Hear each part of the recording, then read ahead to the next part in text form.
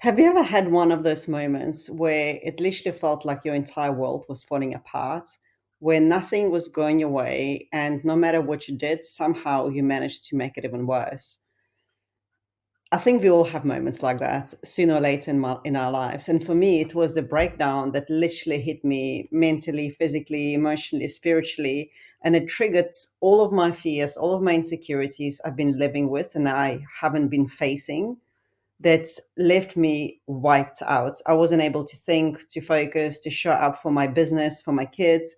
And the worst part going through it was not knowing when and if it will ever end, not knowing where that energy comes from, where the money comes from. Because a few years prior to that, I left my six-figure corporate career where I was traveling all over the world, consulting to global organizations. So on that piece of paper, my life was a perfect success, but inside I felt dead. I felt stifled. So I thought to myself, I'm going to hire some mentors and coaches. They're going to tell me what my purpose is. I'm going to figure it out. I'm going to build a business of my dream and I'm going to live happily after. Of course, that didn't happen. In fact, everything just started falling apart and I was living anything but my dream. I was like living hell. And now, looking at this a few years down the line, having invested multiple figures in healing my nervous system, in studying trauma related therapies, neurolinguistic programming, and also walking this journey along my clients who face the on walls, I can with absolute certainty say that in those moments when those walls, those breakdowns, the collapses happen, that is life revealing us something deeper, some truth, some strength, some wisdom within ourselves that we haven't yet accessed. It's a signal to upgrade, signal to grow and to evolve. And those walls, those challenges that come up, they're not here to break us, but they literally here to reveal us, to stop us running our lives on autopilot. They force us to confront those fears, those doubts, those insecurities, this low self-worth that we have been avoiding. Because when we actually start facing it, facing those walls rather than running around trying to figure out where the wall ends and then going behind the wall just to hit another one, when we actually confront it, when we face what's coming up, that's how we start transforming those survival emotions like fear, anger, blame, shame, guilt into clarity, wisdom, courage, and determination. And that's what then helps us to bounce back from any adversities much faster, to make better decisions, to take actions, even when the odds are against us, because we start trusting that no matter what life throws our way, we can handle it. We've got our own back. And that just doesn't just make us stronger, it literally makes us unstoppable. It builds like a whole new character, a whole new you. You know, like when you go to the gym and you do muscle workouts. I don't know if any of you do, but I've done a lot of working out in the gym for about 24 years. I barely missed a day. And I can tell you that muscles are not grown in comfort. They need to be like broken down, torn, and then rebuilt. And it's the same goes for our character. We can only grow when we face those challenges, we face those walls. I mean, if you think of a number of people who inspire you, maybe it's like some Hollywood figure, maybe it's Donald Trump, I don't know, whoever, right? Maybe it's your neighbors, your kids. It doesn't really matter who, but they don't inspire you just because they had it all easy. They most probably took something that was meant to break them, and then they figured out how to transform it into unstoppable momentum. And that is the pattern of growth. Taking those walls, taking those challenges, and then turning them into momentum. And that's what I'm going to be explaining in this video today, how to do that. So if you're still listening, it's probably because you truly believe that growth is important. And I don't mean just like financial growth, but it's actually you as a person, understanding yourself on a much deeper level. And, you know, I meet so many people who come to me because they want to grow. That's what I help them to do. It's like they've outgrown the old version of themselves, but they haven't yet stepped into the new version. And it's that kind of in between period can feel so confusing. And what often they don't realize, and what I didn't realize, and maybe if I did, I would have rethought leaving my corporate career, is that this growth can only come through struggle and efforts. It's not glamorous, it's not comfortable, it's lonely, it's repetitive, it's confusing, it's full of ups and downs, a lot of downs. And in those moments, when we hit those challenges, when we understand that this is actually for growth, what becomes our non negotiable is not what's happening out there, because that we can't control. What becomes a non negotiable is what's happening in here, right? And that's what determines whether we rise to the challenge, whether we grow, evolve, and step into the version of ourselves we know we're meant to be, or we stay the same. And not even that, but we repeat the same cycle, because you see those walls, those challenges, they're not just random. They are lessons. They're signals from the universe saying, hey, stop doing this stuff shit on autopilot. Stop repeating the same relationship cycles. Stop attracting the same kind of bosses who disrespect and value you. Stop attracting the clients who, don't really put in any work, and then they blame you for not having results, right? Stop ignoring all of that. Sit down, dig deeper. What is coming up in you? And at that core of this ability for us to deal with those walls, to deal with the challenges, lies a very powerful and invisible force, that force that can move the mountains, that force that fuels our choices, our strength, our resilience, our physical health, creates that speed, that momentum forward. And that is our emotional energy. Emotional energy. I don't know if you guys have heard, and I would love to know from you if you have in comments. But everything you feel has an energy. Emotion literally means energy in motion. So positive emotions generate energy that fuels you, while negative emotions, they deplete you. So emotions like curiosity, gratitude, joy, happiness, they raise our energy. And why is this important? Is because when you've got more of this energy, we become more clear. We get access to higher level thoughts, which leads to higher level ideas, better decisions, and better outcomes, right? And that's what helps us to start looking for opportunities, for possibilities in situations where previously we would have just seen dead ends. While when we're stuck in the survival emotions like blame, fear, shame, doubt, guilt, they drain our energy. And when energy is drained, it creates like a tunnel vision, right? It traps us in that tunnel vision. We cannot think higher than how we feel. So we keep on rethinking the same thoughts we thought over many, many times. And guess what's going to happen to our decisions? We're going to make more or less the same decisions we've made many, many times, a little bit better or worse. And that's when we get more or less the same outcomes, and then we get stuck in the cycles. And the thing is, guys, nobody really talks enough about emotional energy. Most of our time, we're so focused on managing our physical energy, and I know all well about it. I used to be a professional fencer or semi-professional for South Africa. I went to Commonwealth Games, I ran marathons, ultra marathons. I was obsessed with my physical energy and zero emotional energy. And if you think about it right now, like, where does your energy come from? When I ask people that question, they normally go, it comes from other people or from food, from exercise. Sometimes they'll say Red Bull.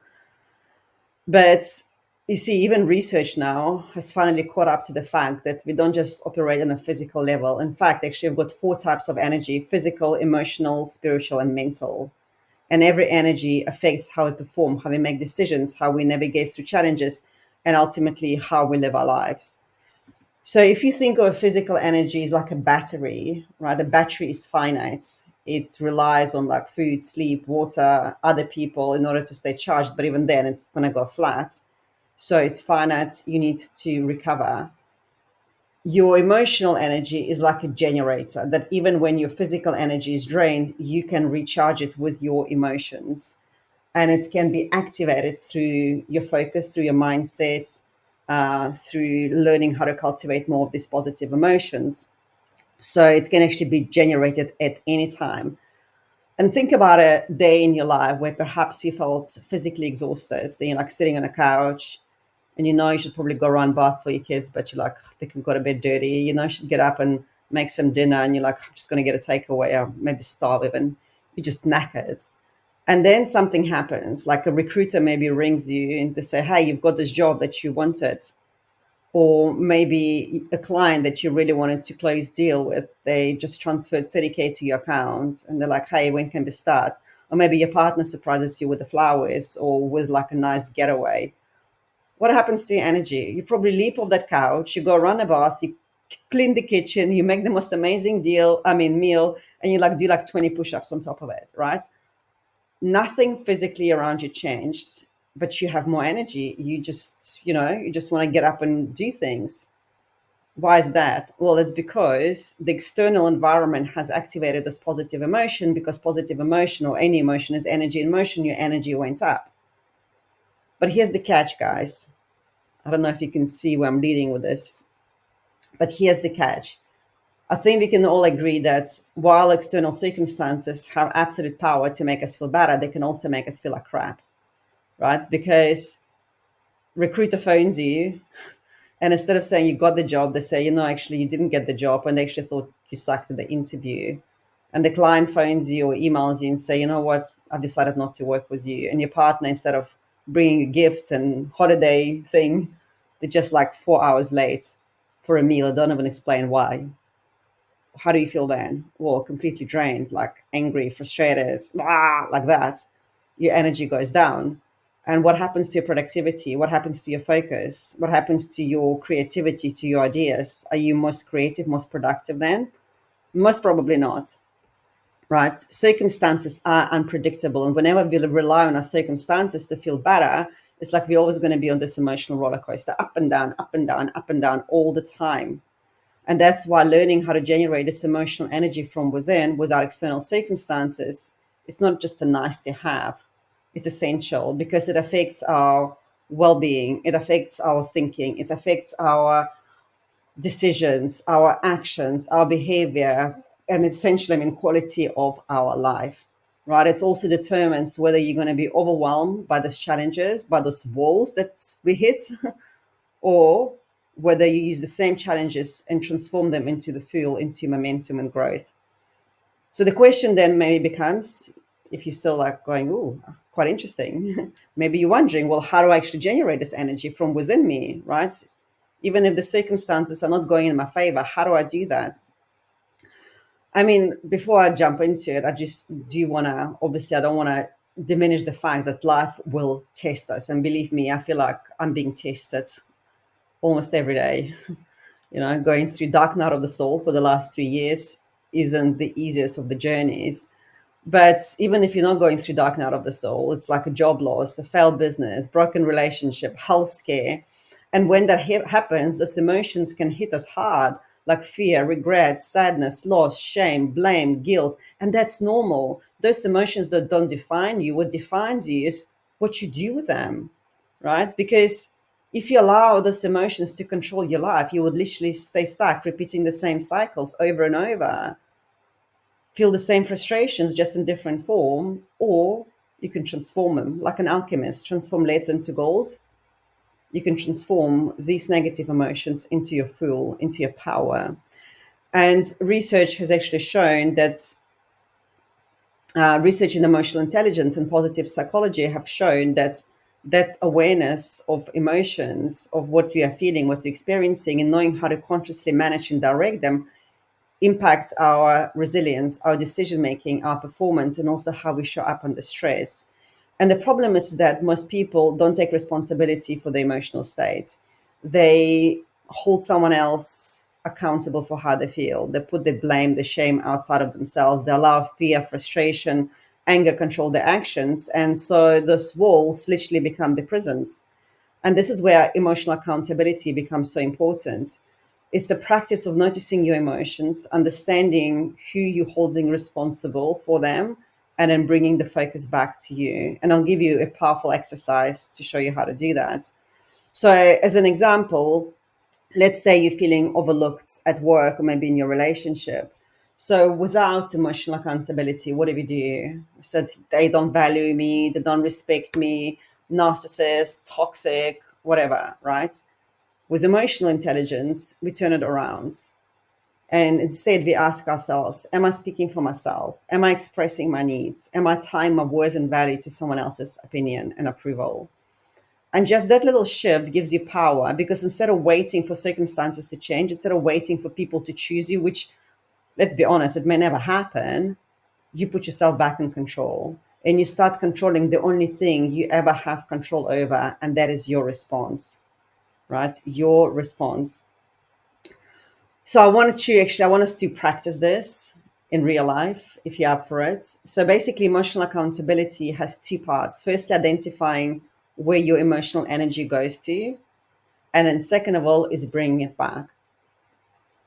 So what I'm going to do is I'm going to give you a few prompts, and you can even pause this video then and just write it down before carrying on to second part. So the first prompt is I'm angry, annoyed because of, and that can be people, places, situation, news, politics, social media, whatever that is, right? Anyone, anything. And I'm angry, annoyed because of. So finish the sentence. The second one, I'm sad or disappointed because of. And then I'm rejected because of. And I'm anxious or worried or fearful because of. So write down whatever comes on the other side of because of. And again, it can be people, places, situations, news, politics, social media, etc. And then come back to this video. So now check out your list. Whatever you wrote on that paper, that is what or who you're giving your energy to, and also your power, because your energy is your power. Because wherever your focus goes, your energy flows. So if your focus is out there on who's doing what, on how they're treating me, on whether there is a traffic or whether there is a queue in a shop, or whether, whatever, right? There's so many examples. So whether this politician is saying what I want them to say, I mean, this is where your focus goes. And that's where your biggest emotional, energetic drain leak happens. And this is the reason why when challenges come up, when you hit those obstacles, you hit the walls, you feel drained, you feel overwhelmed, you feel confused, because your energy is scattered. It's everywhere but there. So you just don't have that strength within you, that emotional energy to make different decisions, to start making different choices, to see opportunities, possibilities that you cannot see because you're trying to control and trying to react to everything around you. And if you think about it, when you have less energy, how do you think? What kind of thoughts do you think? Is it better thoughts or crappy thoughts? And obviously, we know that crappy thoughts lead to crappy decisions and lead to the same kind of actions, right? So now, hopefully, that you are aware where you are giving and who you're giving your energy to, let's look at what we can do, how we can bring that energy, how we can bring that power back to us.